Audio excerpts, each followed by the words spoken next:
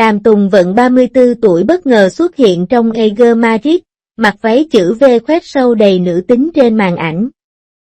Đàm Tùng Vận đóng vai Di Dinh Duyên kỳ quặc trong bộ phim truyền hình đình đám gần đây Gia đình thổ cẩm Tứ Xuyên. Người phụ nữ 34 tuổi vào vai một cô gái ma 17 tuổi không có chút bất tuân. Đàm Tùng Vận, người có khuôn mặt baby ngọt ngào, dường như có phép thuật giữ cho tuổi thanh xuân của cô tồn tại trên khuôn mặt, khiến cô cảm thấy thoải mái khi đóng vai một cô gái. Đàm Tùng Vận tuy có khuôn mặt baby nhưng vẫn rất biểu cảm trong cách ăn mặc.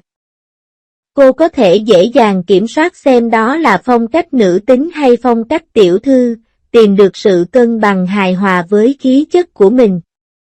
Mỗi lần xuất hiện, cô đều rất bắt mắt. Một ánh sáng. Sự kiện của nhóm kịch nghệ thuật Cẩm Nhân Gia. Cô mặc một chiếc váy in hình tháp kiểu Trung Quốc mới màu vàng. Toàn thân cô trắng trẻo đến mức toát lên vẻ đẹp trong sáng và nhanh nhẹn, với khuôn mặt tròn trịa và thân hình to tròn, đôi mắt của cô ấy đẹp đến mức khiến bạn không thể rời mắt. Đàm Tùng Vận trông rất thời trang trong chiếc váy vàng chữ V sâu này. Chiếc váy suông khiến cô trông mảnh mai và thon thả. Có thể thấy tỷ lệ cơ thể của cô rất đẹp và kết hợp với tóc mái thưa. Kiểu tóc búi, phong cách ngọt ngào và gợi cảm. Đàm Tùng Vận là nữ thần có khuôn mặt tròn hiếm hoi trong làng giải trí. Vẻ ngoài của cô mang đến cho người ta cảm giác dễ vu rất thoải mái. Bộ váy màu vàng này rất phù hợp với cô. Nó không nên vẻ gợi cảm trí tuệ độc đáo. Kiểu cổ chữ V không chỉ chỉnh sửa hình dáng khuôn mặt mà còn khiến Đàm Tùng Vận trông trưởng thành và nữ tính hơn.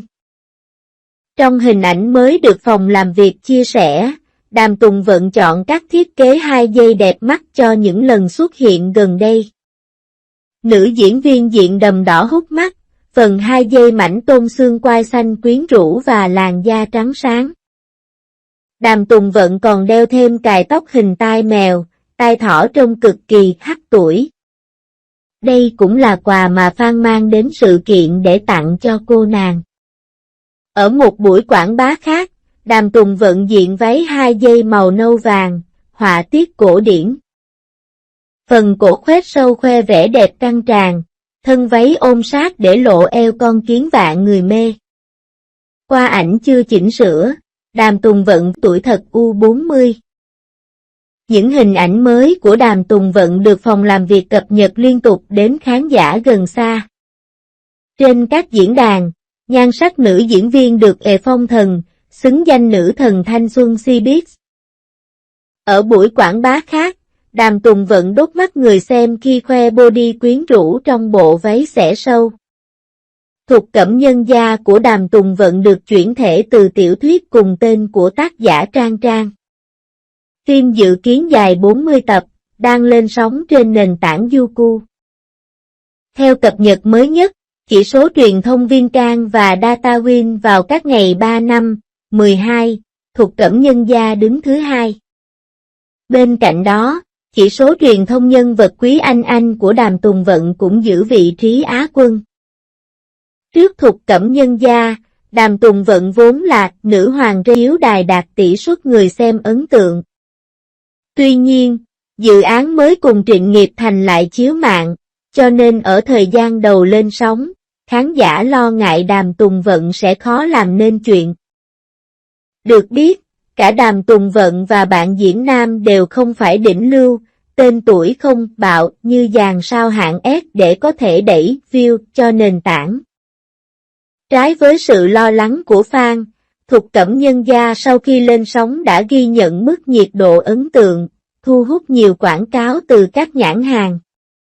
Là gương mặt bảo chứng thành tích phim nhưng Đàm Tùng Vận vẫn chẳng gánh nổi Thục Cẩm Nhân Gia. Lên sóng từ cuối tháng 11 nhưng cho đến thời điểm hiện tại, Thục Cẩm Nhân Gia vẫn chẳng thể khởi sắc và dần chìm nghiễm giữa rừng phim lên sóng cùng thời điểm. Thục Cẩm Nhân Gia thất bại khiến nhiều người không biết đến là ngôi sao có mắt chọn kịch bản và khả năng gánh phim còn hơn cả Dương Tử, Địch Lệ Nhiệt ba. Ấy vậy mà khi đóng Thục Cẩm Nhân Gia, thành tích phim không tốt đã đành, ngay chính cả Đàm Tùng Vận cũng còn bị nghi ngờ năng lực. Cư dân mạng cho rằng, Thục Cẩm Nhân Gia đã khiến cho danh hiệu nữ hoàng rating của Đàm Tùng Vận bị lung lay và cô đang dần thất thế trên màn ảnh. Thục Cẩm Nhân Gia khiến vị thế của Đàm Tùng Vận bị ảnh hưởng. Thục Cẩm Nhân Gia đạt thành tích yếu kém nhưng cũng là một tấm gương giúp phản chiếu năng lực thật sự của Đàm Tùng Vận. Netizen cảm thấy nữ diễn viên chính ít luôn chọn vai theo kiểu một màu khi các nhân vật của cô đều là kiểu vừa tinh nghịch năng động vừa có sự mạnh mẽ trải đời. Không chỉ Thục Cẩm Nhân Gia, ngay cả Em Đẹp Hơn Ánh Sao, theo một khuôn mẫu nhất định. Tất nhiên khi đã một màu về vai diễn thì Đàm Tùng Vận cũng không tránh khỏi một màu về cách diễn. Bên cạnh đó, Đàm Tùng Vận vẫn tự tin đảm nhận vai thiếu nữ khi đã bước xa ngưỡng tuổi U40. Không thể phủ nhận, Đàm Tùng Vận sở hữu gương mặt baby và trẻ trung hơn nhiều so với tuổi thật nhưng cô vẫn mang đến cảm giác gượng gạo khi làm thiếu nữ hay học sinh. Trong Thục Cẩm Nhân Gia, người đẹp 34 tuổi gồng mình vào vai thiếu nữ 17 khiến diễn xuất của cô trở nên lố lăng hơn hẳn. Thành ra, điểm khiến khán giả lấn cấn không phải ở ngoại hình mà đến từ diễn xuất của Đàm Tùng Vận, cô đã không còn sự tươi trẻ như 10 năm trước nữa rồi. Đàm Tùng Vận chọn vai diễn và cả cách diễn đều một màu. Một điểm quan trọng khác, bước chân ra khỏi vùng an toàn. Những vai nhí nhảnh pha thêm sự mạnh mẽ, giỏi giang vẫn luôn được Đàm Tùng Vận ưu ái lựa chọn, ngay cả bộ phim Tiêu Dao đang chờ lên sóng cũng như vậy. Người ta tự hỏi, liệu đến bao giờ Đàm Tùng Vận mới chuyển hình và chọn những vai diễn khác biệt, có chiều sâu hơn đây?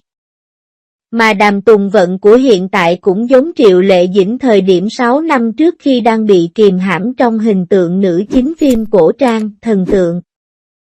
Nhưng điều khiến Triệu Lệ Dĩnh hơn đàn em chính là cô dám thử thách bản thân với các vai diễn mới, không ngại bước ra vùng an toàn để nâng cao năng lực. Đàm Tùng Vận không thể được như vậy, ở tuổi 34 cô vẫn loanh quanh với những bộ phim thần tượng và để rồi diễn xuất đang có dấu hiệu đi xuống. Có vẻ như Đàm Tùng Vận vẫn chưa muốn bước ra khỏi Tiêu Dao, khán giả cũng mong Đàm Tùng Vận sẽ tìm kiếm một hướng đi mới trong sự nghiệp chứ đừng một màu như vậy nữa. Nếu không thể bước đến với chính kịch, Đàm Tùng Vận có thể bắt đầu từ những bộ phim hồi hộp với kịch bản và vai diễn được đầu tư kỹ lưỡng của Iki chẳng hạn. Chỉ là Đàm Tùng Vận có dám bước ra vùng an toàn để phát huy tối đa năng lực của bản thân giống Triệu Lệ Dĩnh không thì còn phải xem sắp tới cô lựa chọn thế nào. Còn trong trường hợp Đàm Tùng Vận cứ trung thành với hướng đi hiện tại, chỉ cô sẽ chẳng giữ được danh hiệu nữ hoàng rating và những bộ phim flop giống Thục Cẩm Nhân Gia sẽ